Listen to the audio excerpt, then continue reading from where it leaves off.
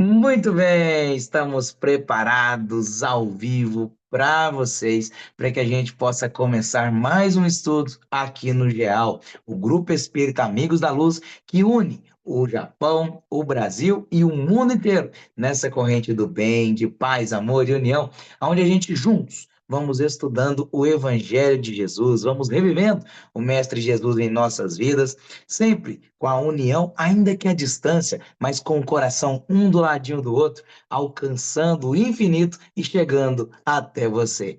Muito obrigado pela presença de cada um aqui com a gente. Sejam bem-vindos a essa nossa casa com muito amor, com muita alegria. Você que está no YouTube, não esquece de curtir a nossa live e de compartilhar. É muito importante para que você participe com a gente aqui, para que você sinta a energia e essa vibração maravilhosa. É muito bom ter vocês aqui conosco. Para que a gente possa começar com muita luz, com muita paz, vamos então agradecer a Jesus este momento. Fechemos então nossos olhos, elevemos o nosso pensamento ao alto e nos conectemos com o Mestre Jesus. Amado Mestre, nosso guia e modelo, a Ti entregamos os nossos corações neste estudo, confiados que do mais alto é enviada a instrução necessária pelos nossos mentores e pelos mentores deste trabalho. Que os nossos anjinhos da guarda, que sempre estão conosco, nos guiando e protegendo, agora trazem até nós as luzes e bênçãos do Altíssimo. Confiados nessa assistência superior para mais um estudo, agradecidos da oportunidade do trabalho, da oportunidade de estudar, da oportunidade de lapidarmos o nosso coração mais um pouquinho, a caminho de sermos o homem e a mulher de bem, um pouquinho melhor a cada dia, na graça de Deus, que assim seja. Então, com essa paz que vai abrilhantando os nossos corações, nós vamos para o estudo de hoje. Eu vou tomar a liberdade para ler, já já eu conto quem vai trazer para a gente o estudo dessa noite. O capítulo que a gente está estudando é o capítulo 2 do Evangelho segundo o Espiritismo, O Meu Reino Não É Deste Mundo.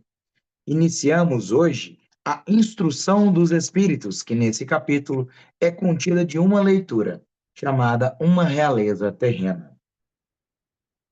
Quem melhor que eu pode compreender a veracidade destas palavras do nosso Senhor? Meu reino não é deste mundo. O orgulho me arruinou na terra. Quem, pois, compreenderia a insignificância dos reinos terrestres se eu não a compreendesse agora? O que eu trouxe comigo de minha realeza terrena? Nada, absolutamente nada. E, para tornar mais pavorosa a lição, nem sequer me acompanhou até o túmulo. Rainha entre as pessoas, rainha eu supunha penetrar no reino dos céus. Que desilusão, que humilhação, quando, em vez de ser recebida como soberana, via acima de mim, mas bem acima, pessoas que eu julgava ínfimas e as desprezava por não terem sangue nobre. Oh, só então compreendi a esterilidade das honrarias e grandezas procuradas com tanta avidez na terra. Para se habilitar a um lugar no reino dos céus, é necessário abnegação, humildade, benevolência para com todos e caridade para com a prática divina. Não se indaga o que fomos, qual composição ocupamos, mas o bem que fizemos e as lágrimas que enxugamos. Ó Jesus, dissestes que vosso reino não é deste mundo, pois é necessário sofrer para alcançar o céu, e os degraus do trono jamais nos aproximariam dele. São as veredas mais penosas da vida que a ele conduzem. Procuremos, então, o caminho através das dificuldades e dos espinhos, não por entre as flores. As pessoas correm atrás dos bens terrenos como se pudessem conservá-los para sempre. Aqui, porém, não há mais ilusão. Cedo percebem que agarram apenas uma sombra e negligenciaram os únicos bens sólidos e duradouros, os únicos que lhe aproveitariam na morada celeste. os únicos capazes de lhe permitir o acesso a ela. Apiedai-vos dos, apiedai-vos dos que não conquistaram o reino dos céus. Auxilia-os com vossas preces, porque a prece aproxima do Altíssimo ser humano. É o traço de união entre o céu e a terra. Não o esqueçais. Uma rainha da França, Le Havre, 1863, que assim seja. Um texto muito profundo, que agora nós temos o carinho e a alegria de contar com essa pessoa especial para o nosso estudo aqui no GEAL, a Norma Benjamin. Seja muito bem-vinda mais uma vez ao nosso estudo. É uma alegria muito grande ter você aqui com a gente para brilhantar o nosso estudo e que Deus possa retribuir o teu carinho de estar aqui conosco. Então, Norma, fica à vontade. Bom dia, boa noite. Eu agradeço sempre o convite. É um prazer também enorme estar com vocês, sempre esperando o dia em que eu vou fazer esse estudo pessoalmente, aí lá no Japão, né, Jefferson? Quem sabe, né? A gente faz uma caravana e vai fazer esse estudo pessoalmente no Japão. Então, mais uma vez, agradecer o carinho de vocês, a lembrança por me convidarem a fazer esse estudo.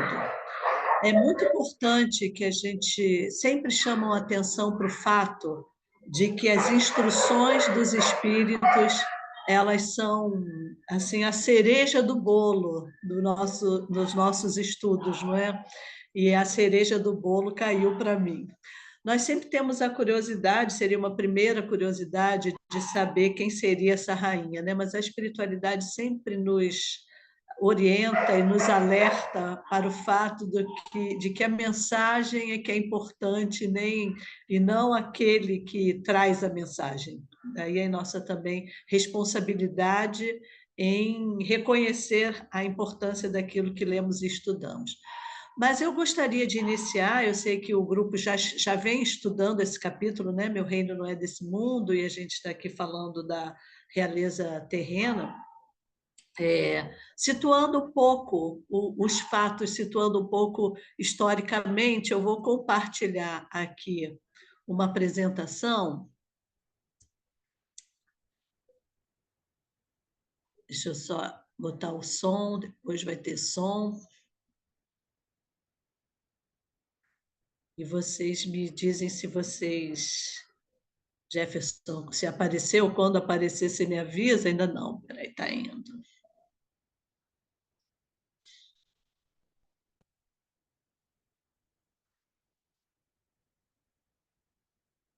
Agora sim. Sim, então, eu gostaria primeiro de nós situarmos historicamente a situação, não apenas historicamente, mas também situarmos o que levou a esse capítulo, né? Meu reino não é deste mundo, as implicações disso. Então, eu vou mostrar a vocês aqui um mapa de Jerusalém nos tempos de Jesus, que foi onde todo o fato da prisão, do julgamento de Jesus, da crucificação de Jesus ocorreu. Então, nós temos aqui a Fortaleza Antônia, ou a Torre Antônia, que é muito importante nessa situação política da região, porque aqui nós vemos o Templo de Jerusalém, e esse templo era sede assim, do governo do judeu, né? Então, ali funcionava não apenas os aspectos religiosos, mas também a organização política, e mais do que isso, era um banco central. Ali também ficava os recursos, né? E Roma, então, construiu a Fortaleza Antônia ao lado do templo, parece até como a gente diz aqui no Brasil, um puxadinho, né? Um anexo, exatamente para poder fiscalizar, né? Acompanhar de perto o que acontecia ali no templo. Nós vemos também o Palácio de Herodes, que vai ter um papel importante nessa história. A Via Crucis, né, por onde Jesus carregou a cruz, saindo ali da Fortaleza Antônio, e a casa, o Palácio do Sumo Sacerdote, onde houve um julgamento muito irregular, né?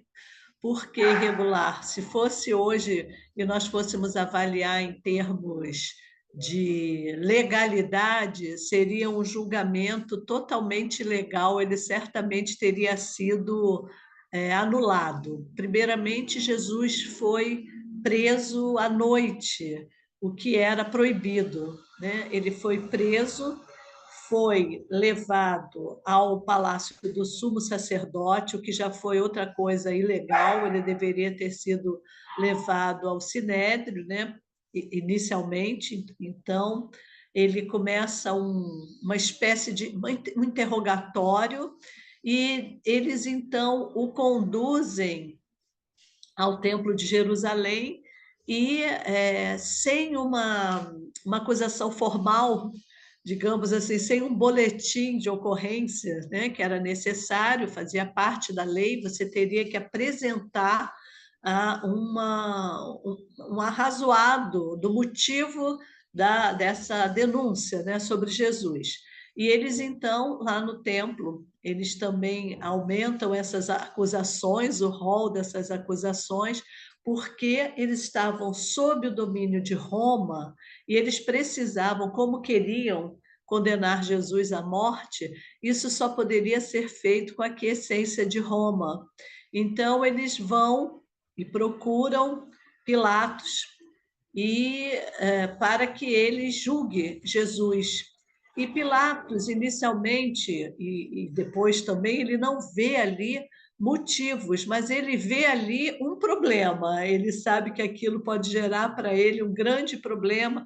E quando ele descobre que ele é nazareno, ele fala: não, aí é outra jurisdição, vou mandar para Herodes. Ele tentou se livrar do problema, mandar para Herodes, mas Herodes também não assume aquela responsabilidade e devolve para Pilatos. Então, Pilatos inicialmente não vê motivos. Eu vou passar aqui mais imagens para a gente ver melhor ali as 4 torres, que é a Fortaleza Antônia, ao lado o Templo de Jerusalém, aqui a Fortaleza, aqui o Templo, aqui uma visão.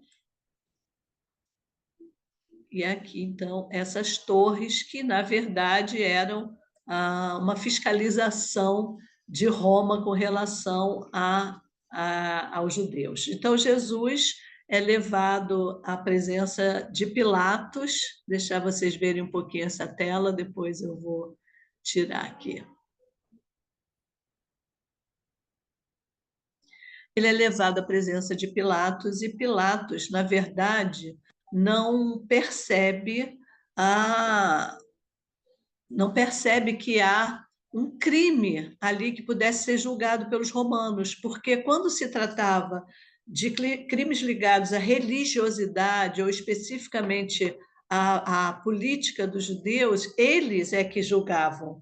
Mas eles não poderiam matar Jesus, porque ali não havia nada. Por exemplo, eles diziam que Jesus não estava respeitando os sábados, eles diziam que Jesus blasfemou, dizendo que era filho de Deus. Então, são crimes que os judeus teriam que julgar e não levariam uma pena de morte, como desejavam os sacerdotes. Então, eles fizeram uma jogada que sabiam que ia deixar os romanos numa situação delicada, que foi dizer que ele se apresentava como rei dos judeus. Então, Pilatos fica numa situação delicada, né? Ele já não estava bem com o César, ele já tinha tido problemas com o César, e se ele então não conduzisse bem essa situação, ele poderia se complicar mais ainda. Mas havia ele tinha a convicção de que Jesus não era culpado. Ele pressentiu a inocência de Jesus e também percebeu qual era a intenção dos doutores da lei quando trouxeram Jesus, que desejavam que ele, Pilatos, outorgasse a sentença de morte. Mas, infelizmente, o Pilatos não soube fazer uso do livre-arbítrio, porque ele poderia, na verdade, Deus, na sua infinita bondade, ele considerou que aquela prova era necessária para Pilatos. Pilatos teria que passar por aquela situação, mas ele teria um momento de escolha para dar um rumo à vida dele, né? Abraçar um caminho de renovação, de seguir, sair daquela vida que ele levava, uma vida muito mundana, muito comprometida. Então, a Pilatos foi dado uma chance de, por meio de Jesus, renovar as suas chances, né? E, além disso, ele teve o auxílio de duas almas muito próximas. Cláudia, a mulher dele, e Lívia, que nós sabemos, Lívia, esposa de Públio Lentulus, e mais uma vez eu recomendo a leitura de Há 2000 anos, onde esse momento é relatado com muitos detalhes. Então, Cláudia, a mulher de Pilatos, diz a ele que teve um sonho e que aquele sonho a impressionou muito.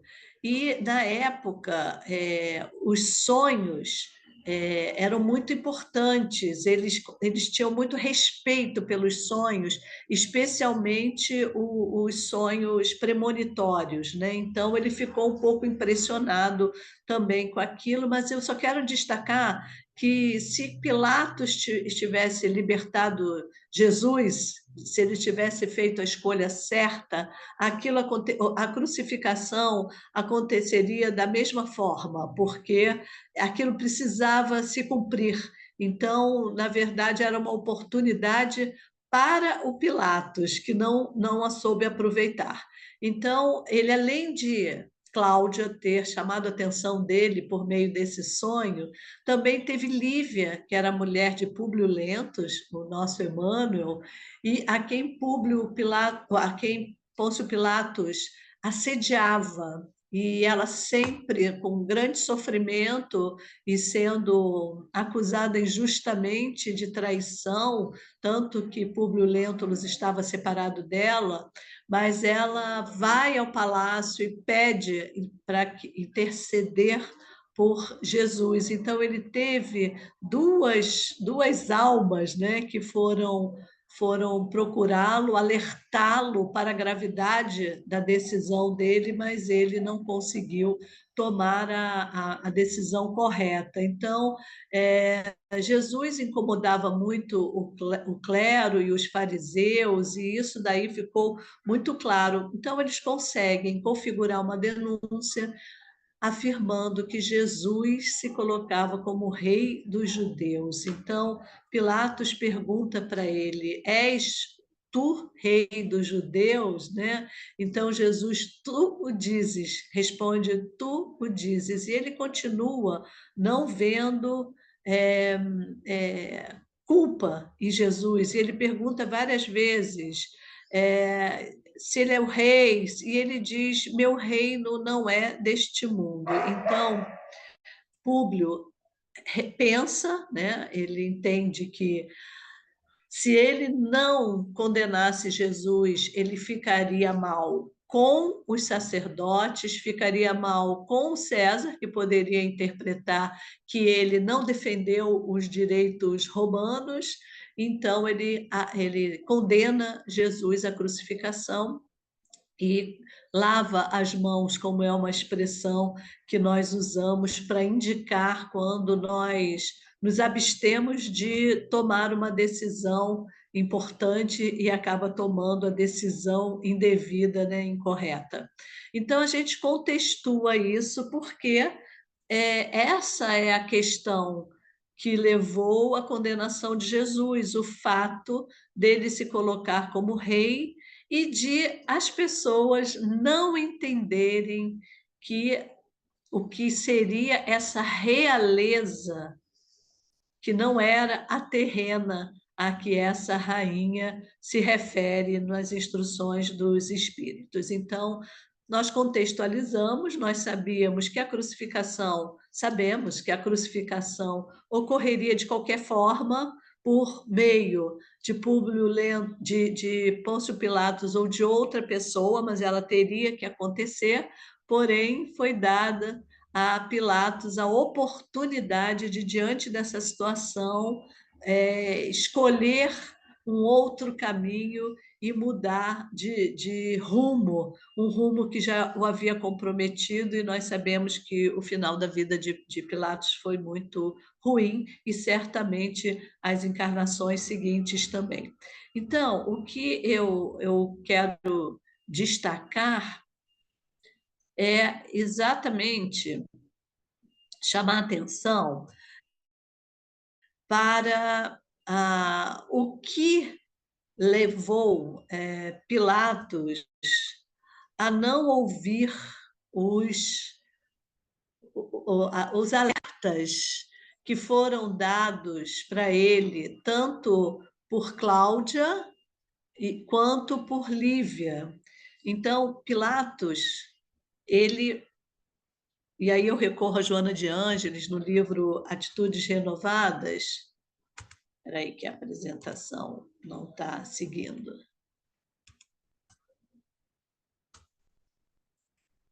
Agora foi.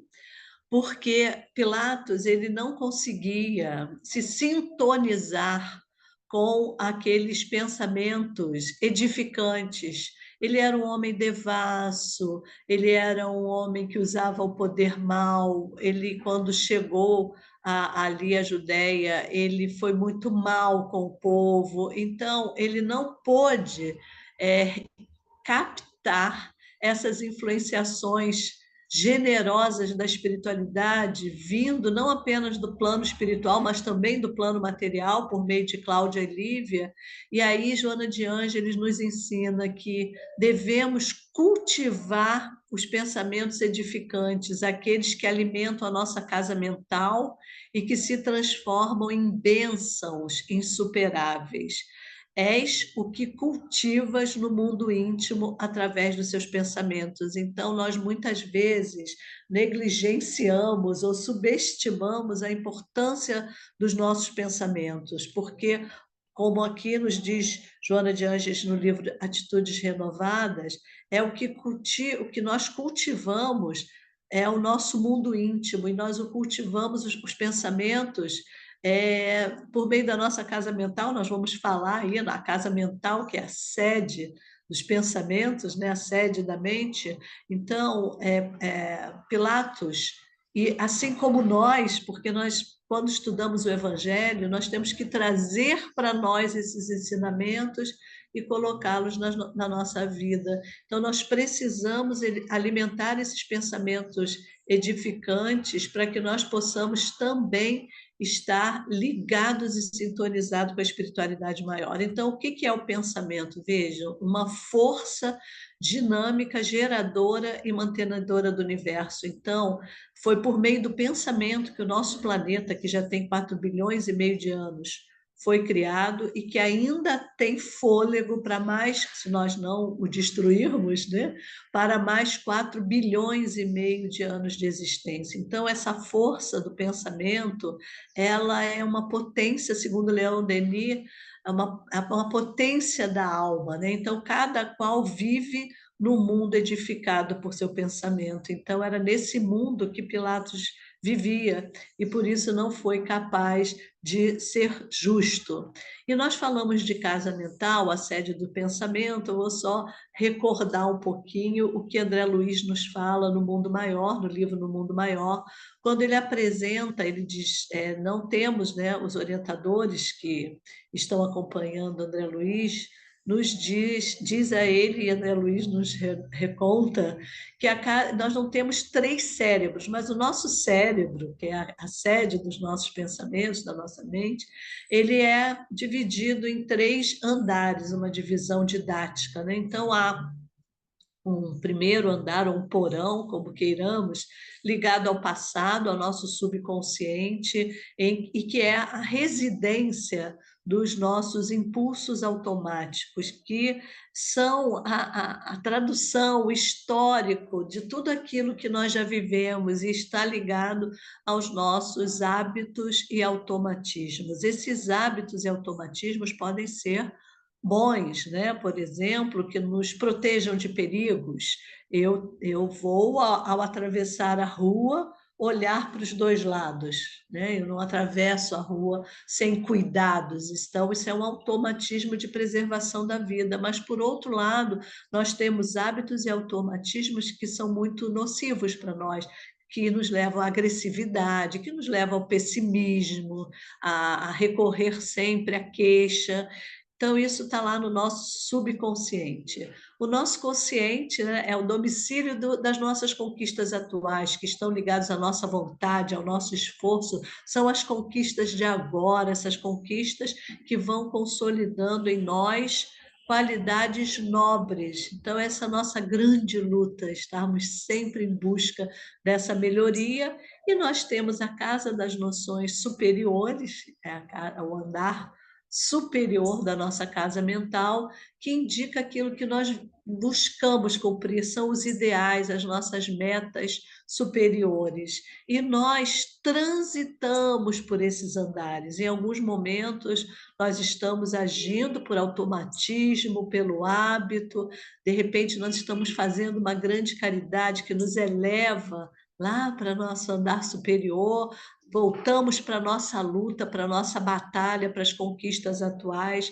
Então, nós temos que trabalhar no sentido de trazer para o nosso superconsciente as nossas experiências e os nossos pensamentos. Então, pela casa mental, que no livro Vida, Desafios e Soluções, que Joana de Ângeles ditou para o Divaldo Franco, ele vai falar das vivências anteriores que marcam nossos pensamentos. Então, orgulho, vaidade, poder, também cita dor, também cita pessimismo, né? Que são invocações inconscientes que assaltam a nossa casa mental no cotidiano. Então, Públio Lentulus, ele foi assaltado também pelo orgulho, pela vaidade, né? De poder perder o poder que ele detinha, embora ele detestasse estar ali, não era um lugar tranquilo, havia muitas revoltas, era uma luta constante também com os sacerdotes,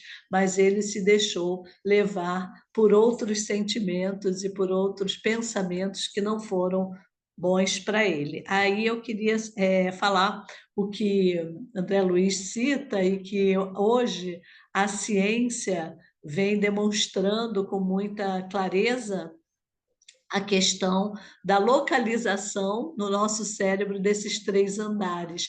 Então, lobos frontais, né, o nosso superconsciente, o córtex motor, o nosso consciente, lá nos glândulos basais, o nosso subconsciente. Então, hoje a ciência avalia isso à luz das informações científicas, o que nós antes não conseguíamos ver, né? Então, eu estou trazendo isso exatamente, eu volto a dizer, exatamente para que nós possamos refletir sobre a nossa condição, para que nós possamos transferir para a nossa atividade, nosso dia a dia. Talvez nós não tenhamos que julgar Jesus, mas nós podemos nos deparar com situações que vão exigir de nós julgamentos ou análise que podem nos fazer tomar decisões que nos levariam a equívocos que poderiam comprometer muito a nossa encarnação. Alguém quer fazer algum comentário? Jefferson, algum comentário? Não, pode continuar. Então, eu vou continuar aqui também, ainda nessa linha do pensamento, e eu quero, acima de tudo, hoje chamar atenção para isso, né, para a questão do pensamento, que. Espera aí que eu entrei no lugar errado, deixa eu parar aqui.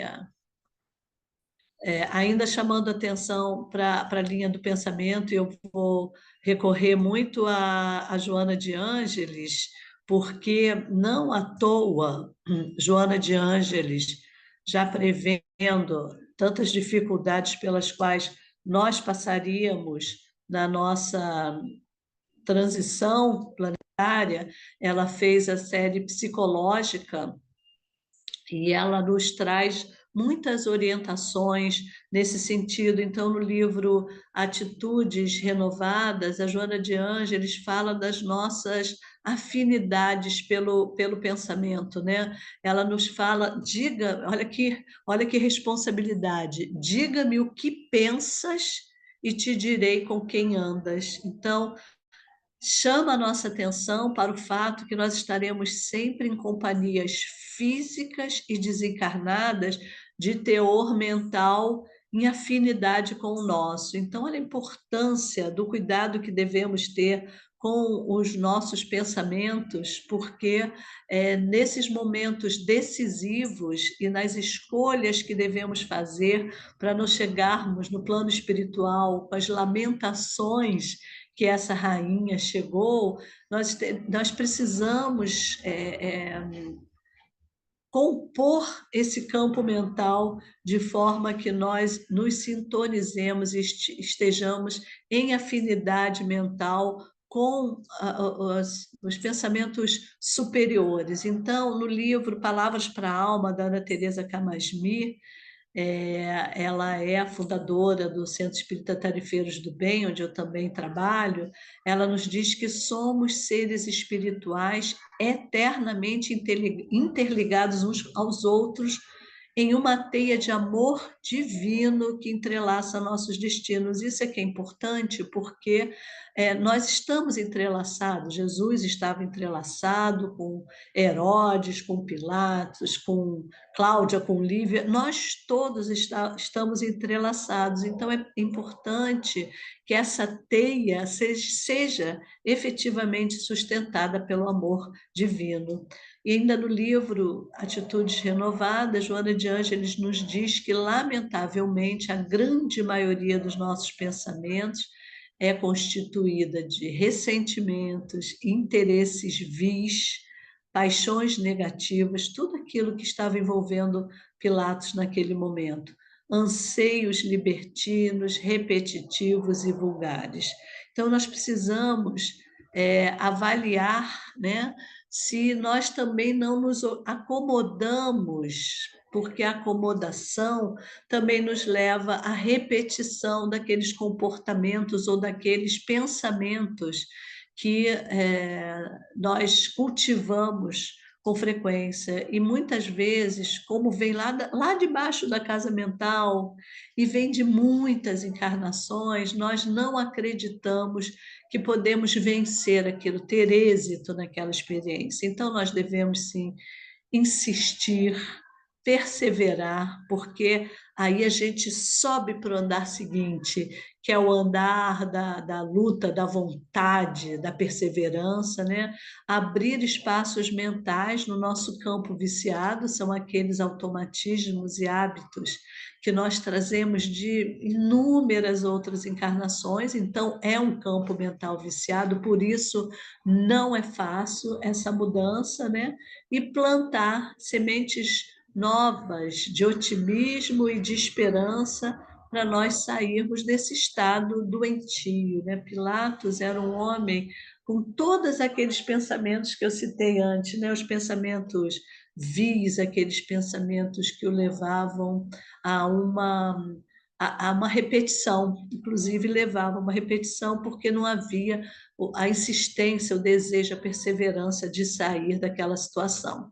Então, qual é esse caminho, né, para que a gente também não vá incorrer no que nos disse essa rainha, né? Então, graças à educação mental e moral, o pensamento emite ondas vigorosas que contribuem para o bem-estar não somente daquele que o cultiva, mas também para aqueles que o cercam.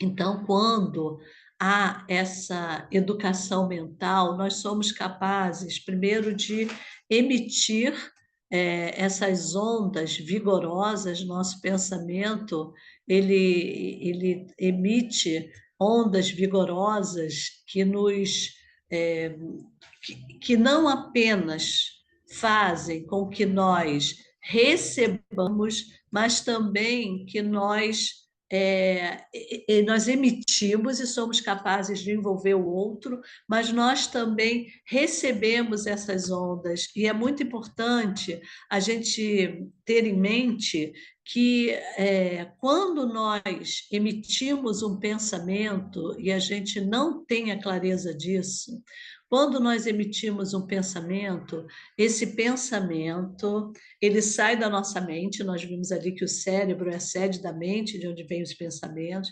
Ele percorre todo o nosso perispírito, ele fica imantado no nosso corpo físico, gerando bem-estar e saúde ou gerando as doenças. Nós estamos provocando, pelas nossas ondas mentais, pelos nossos pensamentos, nós estamos provocando muitas doenças que não estavam no nosso planejamento reencarnatório. Algumas vezes, sim, nós precisamos passar por elas, por reparação do nosso próprio perispírito, das nossas ações. Muitas vezes recebemos moratórias ou atenuamos essas nossas provas físicas, mas nós estamos vivendo muitas doenças que são provocadas pela nossa imprevidência, porque não cuidamos dos nossos pensamentos. Imaginem o nosso todo pensamento que nós emitimos provoca uma onda que percorre todas as nossas células. Então, o projeto Genoma, que estudou o DNA do ser humano, os genes do ser humano, ele indicou que nós temos um número semelhante de genes, tanto de um pé de milho quanto de uma mosca. Então, o que nos diferencia é a forma como nós alimentamos as nossas células, né? O núcleo das nossas células é alimentado. Então, e uma das coisas, né, a alimentação, a forma como cuidamos do nosso corpo, mas basicamente são nossas emoções e nossos pensamentos que levam para o núcleo das nossas células aquilo que nós estamos vivenciando. Isso é muito bom porque, da mesma forma, nós também podemos levar bem-estar, elevação, bons pensamentos vão circular todo o nosso corpo. E a gente pode repetir as emoções positivas. Foi feita uma experiência com um lutador de boxe no dia em que ele foi campeão. Ele foi campeão de pesos pena e eles mapearam a emoção dele, que ele sentiu com aquela conquista, né? E 10 anos depois, eles procuraram esse homem e novamente mapearam, pedindo simplesmente a ele que recordasse aquele dia em que ele foi campeão. Então, veja, recordasse uma emoção de há 10 anos. E ao contar aquela vitória, eles perceberam que o mapeamento foi muito semelhante. Então, quando nós revivemos coisas boas, nós também levamos coisas muito boas. Agora, quando nós revivemos ressentimento, mágoa, ódio, né? Nós agimos de uma forma muito prejudicial. Então, também temos que lembrar que os pensamentos eles tomam forma. Então, quando os pensamentos tomam forma, eles plasmam aspectos correspondentes aos teores vibratórios que nós estamos emitindo. Então, nós plasmamos, nós damos forma e criamos uma psicosfera que vai ser venturada ou desventurada por nossa livre eleição. Então, embora saibamos o quanto é difícil nós mantermos uma psicosfera sadia, né, nós temos que cuidar da média dos nossos pensamentos, porque nós vamos, com certeza, nós vamos oscilar. Nós vamos, ora, ter pensamentos elevados, ora pensamentos desequilibrados, então nós temos que fazer um esforço para retomar o equilíbrio. Então eu trouxe em homenagem aí ao Japão, eu trouxe o que eles chamam um projeto Ilumina, né? Uma fotografia obtida através da experiência plasmática. Um cientista japonês, ele ele demonstrou cientificamente como os pensamentos atuam sobre o ambiente, no caso, sobre a água. Nós somos 70% constituídos de água. Então, ele colocava a água submetida às palavras e às emoções que aquelas palavras traziam. E depois levou ao microscópio e viu como aqueles cristais se uniam a partir daquelas palavras que eram emitidas e como as configurações eram diferentes. Então, aqui, olha, eu vou dar só uns segundinhos para vocês olharem a imagem e imaginar apenas se é um pensamento positivo ou negativo, e eu digo o que gerou essa imagem. A inveja, a guerra. Então, a água era exposta a essa palavra e essa emoção que a guerra trazia às pessoas. Cólera, felicidade. A gente já vê aqui que, embora ela esteja um pouco mais escurinha, a gente vê que já tem uns cristais mais bonitinhos, organizados ali no centro da imagem. Essa tá bonita, né? É a esperança, o amor, a gentileza, serenidade, verdade, saudade. Olha, parece até que a saudade deixou uma lágrimazinha no fim da imagem, né? Perdão, paz, proteção, meditação. Olha a expansão da meditação, né? E essa linda imagem que era a vida. Então, isso demonstra como nós plasmamos, realmente plasmamos, e plasmamos em nós a partir dos nossos pensamentos. Então, a gente retoma aqui as palavras da rainha, e eu retiro esse trecho. Quem poderia melhor do que eu compreender a verdade destas palavras de nosso Senhor? Meu reino não é deste mundo. O orgulho me perdeu sobre a terra. E nós então vamos ao Livro dos Espíritos, na questão 785, que responde a pergunta de Kardec: qual o maior obstáculo ao progresso? O orgulho e o egoísmo.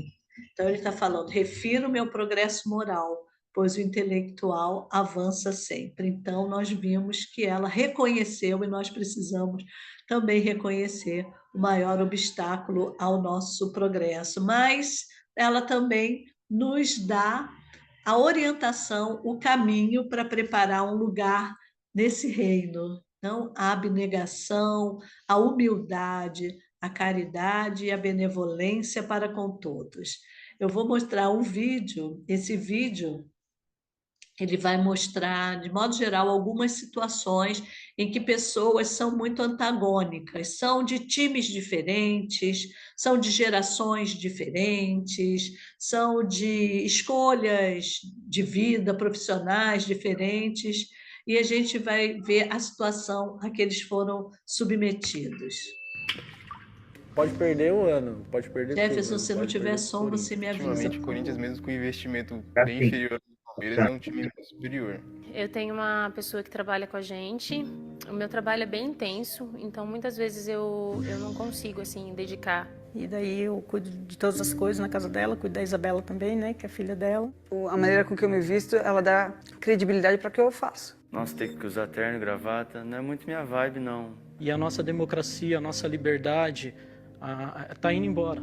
Eu sou o líder da resistência. eu tenho o direito e o dever de gritar para todo mundo ouvir. Nessa polarização, eu defendo o lado da direita. Mas eu já percebi o comportamento estranho das pessoas pela minha presença, entendeu? Pelo fato de ser um pouco mais diferente.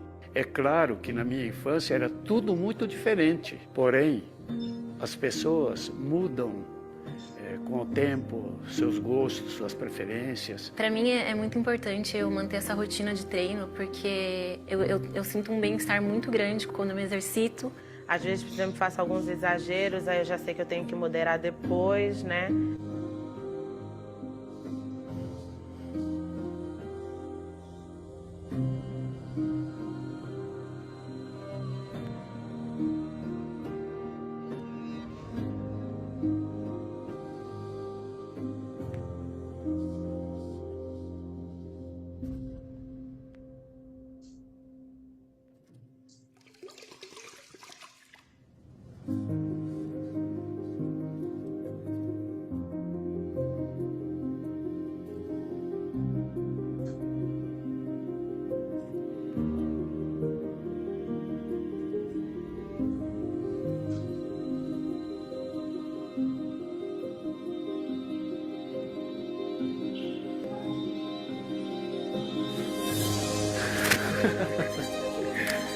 E aí, cara?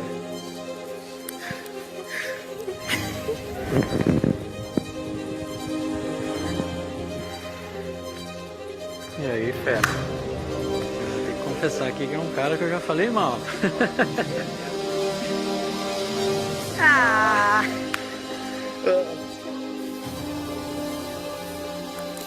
Prazer, Kaique.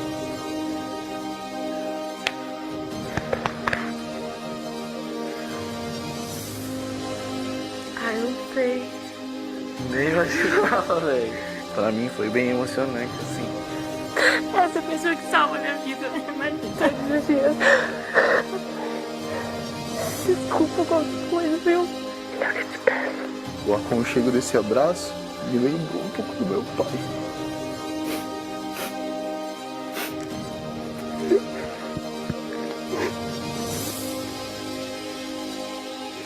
Um abraço de coração.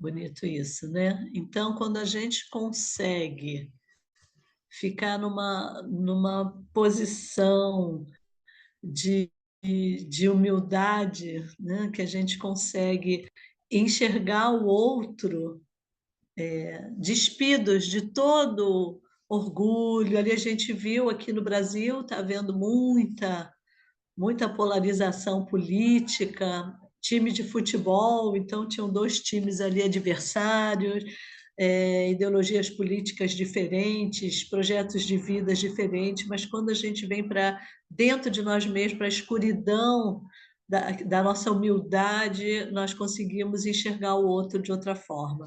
Volto a recorrer, então, à mensagem da rainha, quando ela nos diz: tende piedade dos que não ganharam o reino dos céus, ajudai-os com as vossas preces, porque a prece aproxima o homem do Altíssimo.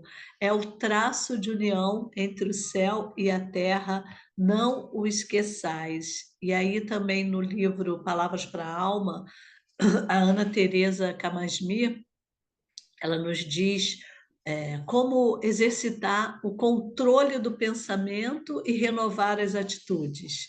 Então, ela diz que a conexão com o nosso Criador pode se dar no contato com a oração, essa meditação com palavras que pode alcançar distâncias inimagináveis e não requer absolutamente nada mais do que alguns segundos de conexão.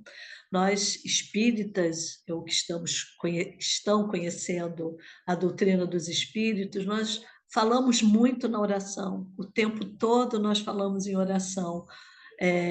Eu até brinco que quando dois espíritas se encontram na rua, perguntam quem vai fazer a prece, né? Porque já é uma coisa que nós temos como um hábito, né, da prece, só que não pode ser o hábito da prece. Nós temos que ter essa consciência do alcance, da potência dessa ligação que nós fazemos com o alto. E voltando lá ao tema de hoje, ao item 8 aqui, né, da realeza terrena, que a gente possa escapar dessas armadilhas que são todas essas paixões terrenas que nos afastam da vida espiritual. Então, a oração é esse vínculo que nos liga ao alto, que não precisa de lugar especial, não precisa de palavras especiais, é simplesmente uma conexão com Deus. Então, eu vou encerrar, não apenas trazendo uma coisa que vai nos tocar, mas também chamando a atenção para o fato, aqueles que têm crianças, né, ou na mesa mediúnica, isso acontece tanto, da gente receber um espírito muito sofredor, e para encontrarmos uma conexão, ele nos diz que a mãe, a avó os ensinava a rezar. Então, essa é uma conexão que pode e deve ser ensinada às crianças, porque mesmo aqueles espíritos mais endurecidos e que a gente está tendo uma enorme dificuldade de acesso, quando eles lembram da oração que faziam com a avó, com a mãe, com o pai, ou seja lá quem for, a gente encontra uma brecha para essa conexão. Então, nós vamos ver aqui uma mãe ensinando essa conexão ao seu bebê.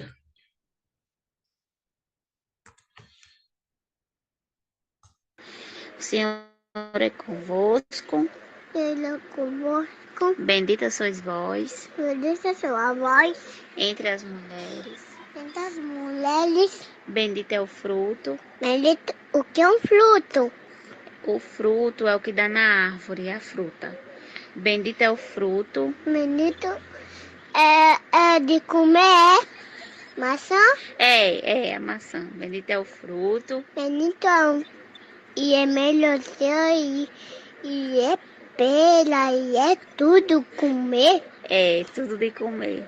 Do vosso ventre. É fruto? Do vosso ventre. No vosso ventre. Jesus. Jesus. Santa Maria.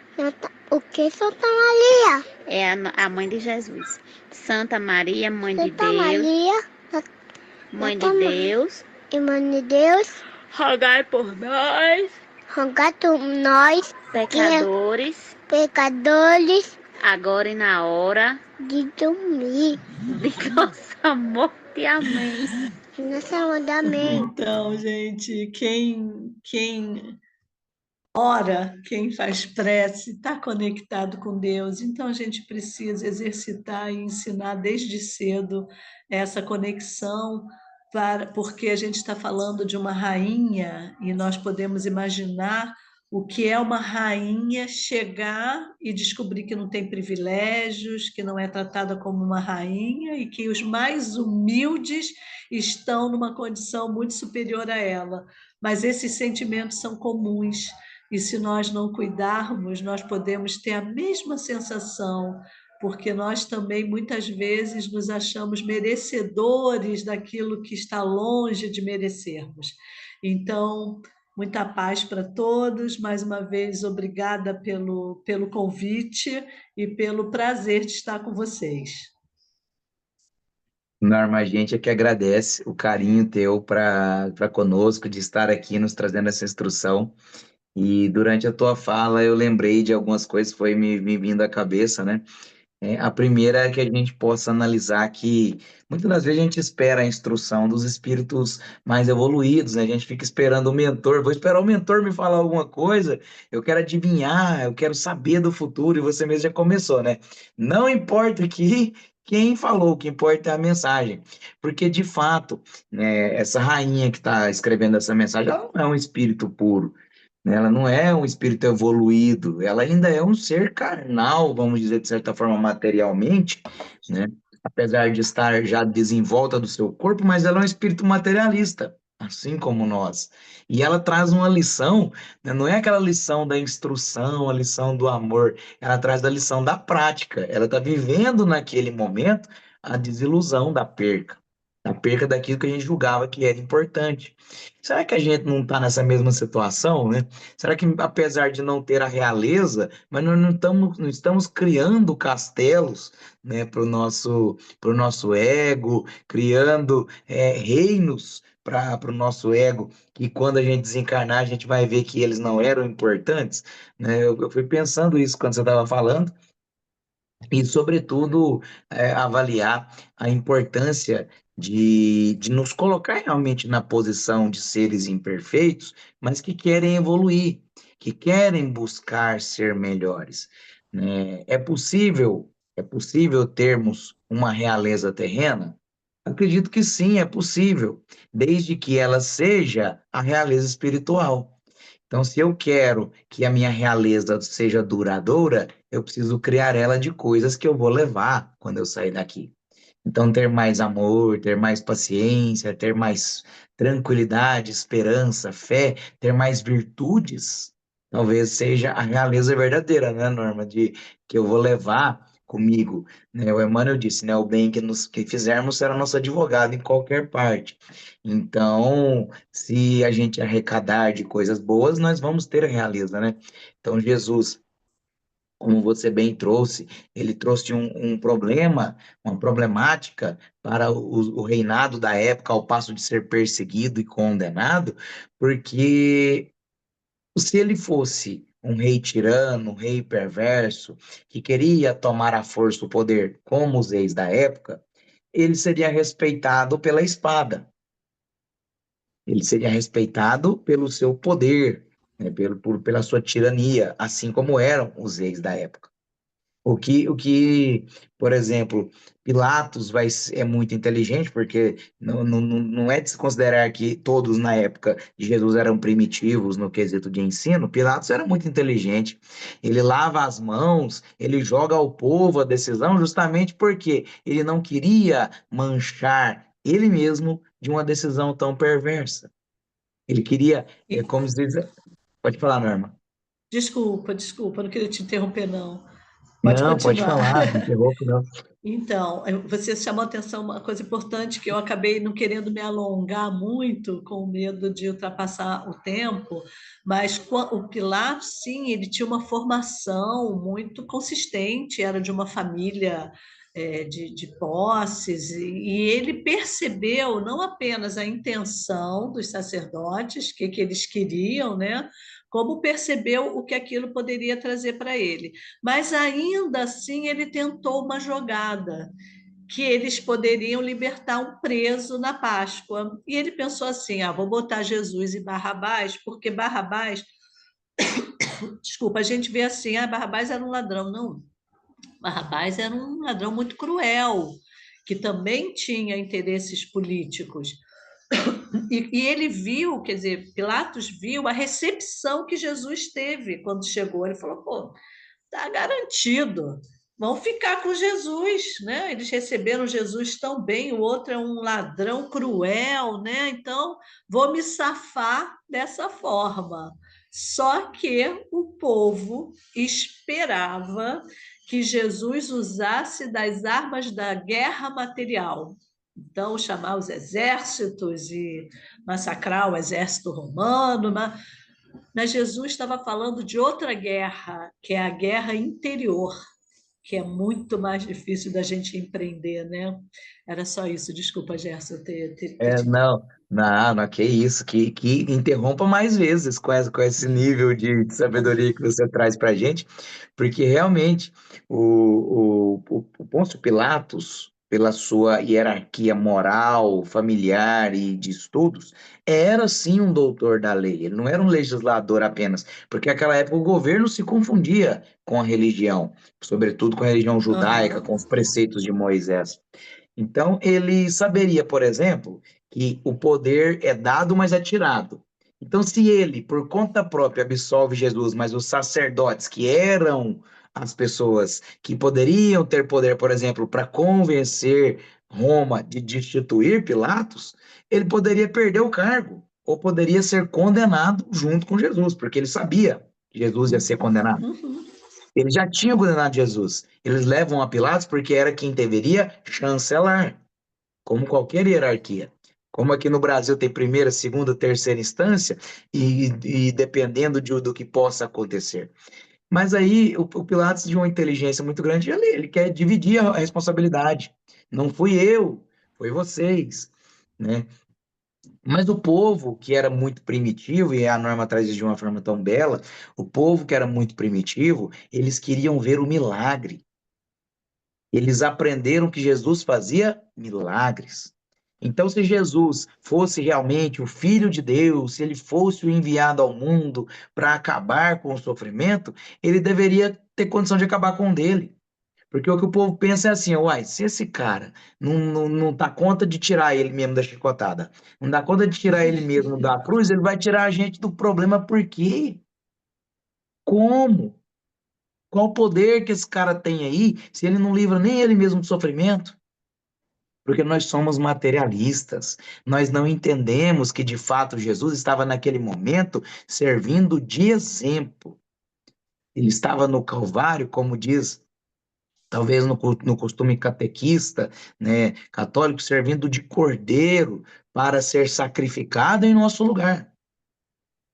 Isso de uma forma material, esse é um pensamento material, e aqui eu não faço juízo de valor nem de crença, mas é um costume material. Ele estava sendo sacrificado em nosso lugar, mas muito mais do que isso. Porque se eu for considerar Jesus só como um sacrifício daquele momento, eu invalido a soberania e o poder de evolução que Cristo tem, de ser governador de nossa existência. Ele não estava só se sacrificando em nosso lugar, ele estava nos mostrando que, para alcançar as graças de Deus, é preciso se impor flagelos das suas próprias penas. Então, se eu carrego comigo muitos problemas que eu mesmo adquiri, é preciso ter responsabilidade para enfrentar. Porque Jesus carregava para ele uma cruz que era dele. A cruz para mostrar o caminho para nós, ele teria que tocar na ferida do homem. E tocar na ferida do homem egoísta culminaria em um sofrimento terrível. Jesus sabia disso. Não tinha nada escondido para ele. Ao passo que ele sabe, né? Pai, se for da tua vontade, afasta de mim esse cálice. Ou seja, ele sabia que ele sofreria. Mas se for preciso, que seja feita a tua vontade. Então, será que a gente não está nessa condição, a mesma que a rainha, de estar achando que as bonanças que a gente tem, né, tá trazendo para a gente evolução? Não querendo sofrimento, não querendo dificuldade, né? Querendo discutir, querendo impor o meu ego sobre outras pessoas. E a Norma trouxe um vídeo muito emocionante, né? Que será que a gente não deveria estar se reconciliando com quem a gente fez errado, pedindo perdão, implorando perdão, menos aceitando julgamento, perdão? né? Menos julgamento do outro. Destituindo a gente do julgamento de moral. Porque uma vez eu falei na palestra assim, Norma, a gente não deve julgar as pessoas. Aí uma pessoa no final falou assim, mas eu sou juiz, eu faço o quê? Então julgue a lei. Julgue a lei e as atitudes. A moral, quem deve julgar é Deus e a nossa própria consciência. É muito simples. É muito simples. Que é o que o povo na época... ficou muito claro, juristas falam isso, vários juristas que eu ouvi para preparar o estudo, né? Juristas que são religiosos no sentido de que professam uma religião, eles foram unânimes, o julgamento de Jesus teria sido anulado.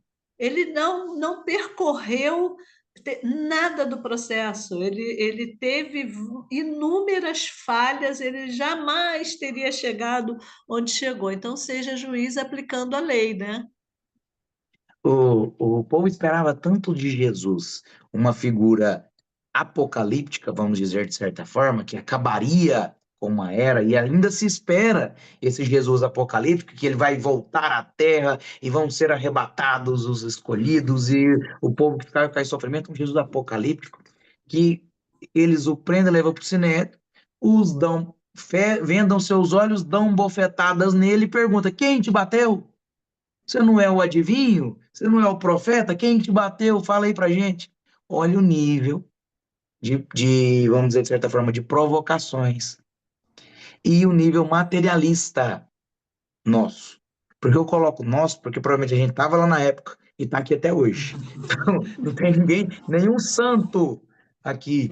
Porque, infelizmente, nós somos seres imperfeitos que estamos buscando a evolução. E é de pouquinho em pouquinho. Mas, assim, Norma, que lição que você trouxe para a gente. Eu só quis comentar esse pedaço porque Não, foi me floriu a ótimo. mente de Agora, forma muito grande. veja como isso foi a grande prova da realeza de Jesus. Porque se fosse a realeza dele terrestre, ele, num pensamento, ele resolvia aquilo tudo. Então, ele se submeteu às leis terrestres, né? Em nenhum momento, nem diante de Pilatos, nem diante de Herodes, nem diante do povo, ele não se revoltou, ele se submeteu, porque a realeza dele não era essa.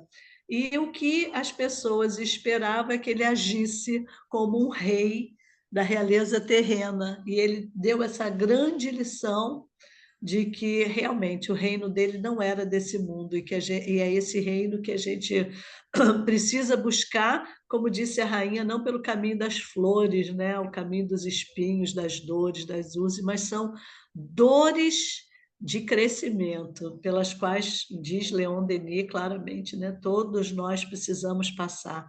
A dor é muito democrática, todos passam pela dor, com maneiras diferentes, com recursos diferentes, com situações. Lógico, uma coisa é você ter um recurso médico, outra coisa é você não ter diante de uma doença, mas a dor em si de passar por uma doença, ela é democrática, todos vão passar, né? E uma historinha, tenho tempo ainda para contar uma historinha bem rápida. Claro, à vontade. Que tem a ver com a prece, que é uma história real que eu vivi.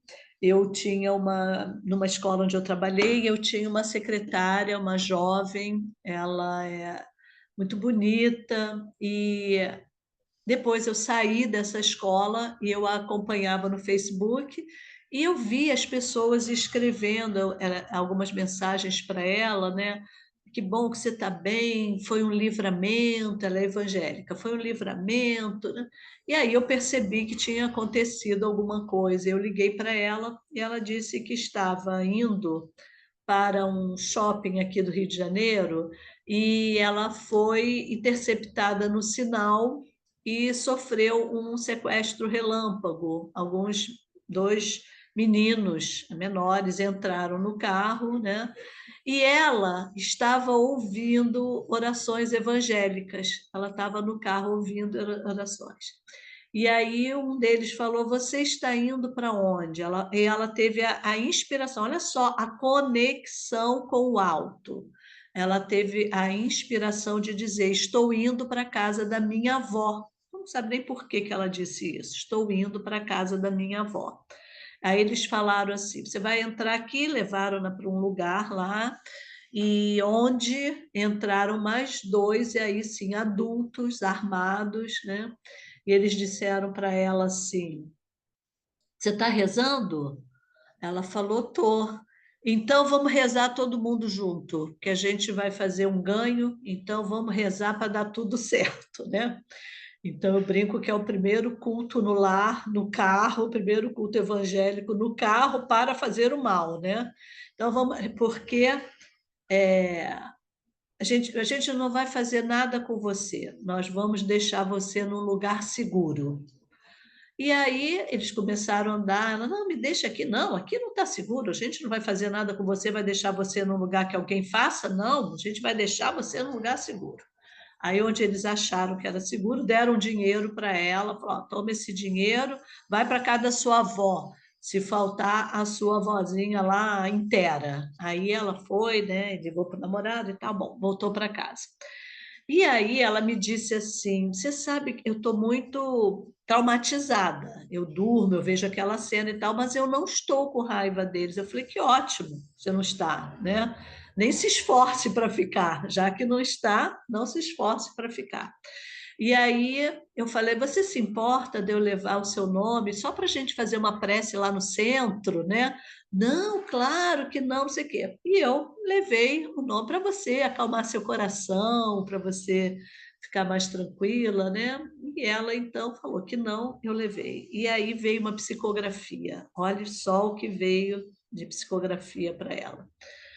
As avós dos meninos mandaram uma mensagem dizendo que elas ensinaram aqueles meninos a rezar. Olha, e que quando eles viram que ela estava rezando, eles lembraram delas e elas os inspiraram a não fazer nenhum mal para ela. E disseram que se ajoelham todos os dias diante de Maria de Nazaré, pedindo para que eles não se comprometam mais do que eles já estão comprometidos, e que daquele dia em diante elas seriam também protetoras da Marcele, que é a minha amiga. Então, olha só a rede do bem que partiu do fato de que as avós ensinaram aqueles meninos a rezar, ela estava rezando, isso conectou com o alto, eles foram inspirados. Olha que corrente maravilhosa do bem, já que a gente falou da corrente do mal, que envolvia Pilatos naquela situação e toda aquela multidão, a gente perceber como se forma essa rede do bem quando nós estamos sintonizados com o bem, né? Que história interessante, bonita e emocionante. Muito, né? E Muito emocionante. muito obrigado por ter compartilhado ela com a gente, Norma. Muito, muito boa mesmo.